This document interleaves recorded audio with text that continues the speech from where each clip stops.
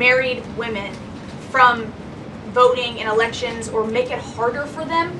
What do you have to say to those claims? Is there any validity to them, and where do you think they're getting this from? There is zero validity to these claims, and I'm glad that you brought them up, because you have the Democrats who have created this myth, and it has been perpetuated, unfortunately, by many in the mainstream media. Let me be very clear. The Save America Act does not prohibit anyone from voting with the exception of illegal aliens. And the greatest way to disenfranchise American citizens from voting in American elections is to allow illegal aliens to vote, which is what Democrats want to do. We see it taking place in Democrat jurisdictions at the state and local level across this country. So the Save America Act corrects that.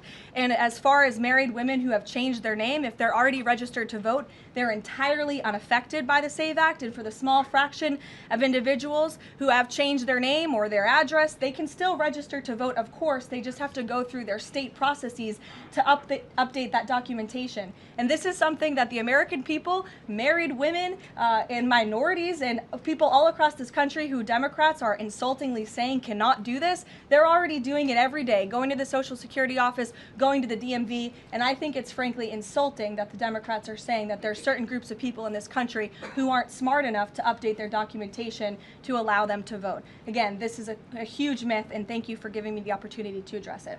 Of course, and then just one more question about DHS. The funding issue has been 3+ weeks now.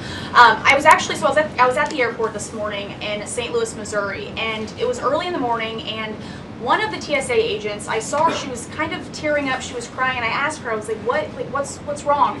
And she was like, I can't make my phone payment, I can barely make my car payment that's coming up. I think a lot in the Beltway, there's so much noise between Democrats, Republicans. It's the Democrats' fault, it's the Republicans' fault. But what is the White House's message to the American people that are struggling because they're not getting that paycheck? Take away the politics. What do you have to say to those people?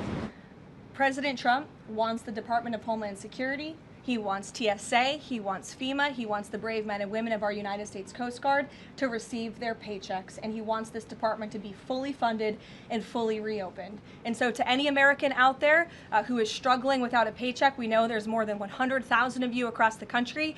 To any American out there who is showing up to an airport and facing incredibly long wait times and lines, call your Democrat member of Congress and tell them to fund the Department of Homeland Security. That's what President Trump wants to do, and it's completely ridiculous that the American people are suffering as a result of these partisan games that are being played by Democrats on Capitol Hill.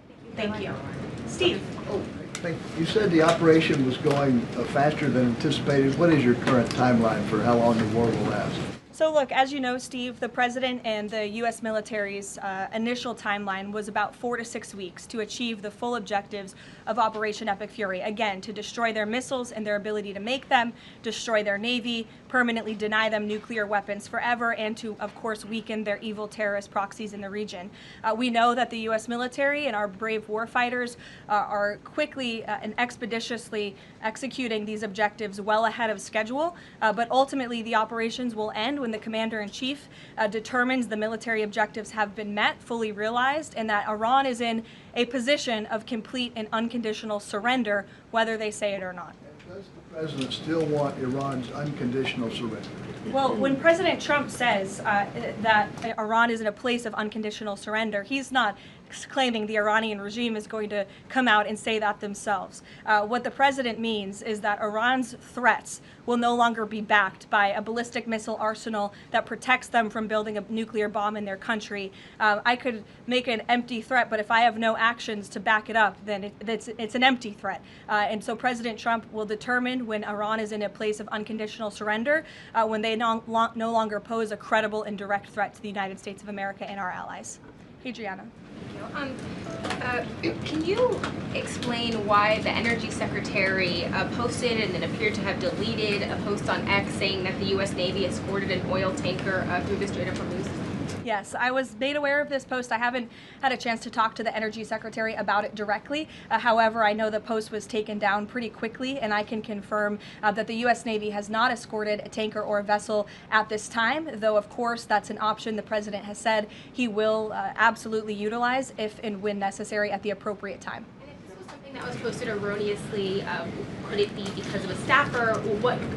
what, I guess, will there be any consequences for this? I know you still have to consult, but just generally speaking. Again, I would defer you to the Department of Energy to answer that question. And if I could just follow up really quickly. Sure. In terms of oil sanctions, the president said that there would be some sanctions that would be lifted.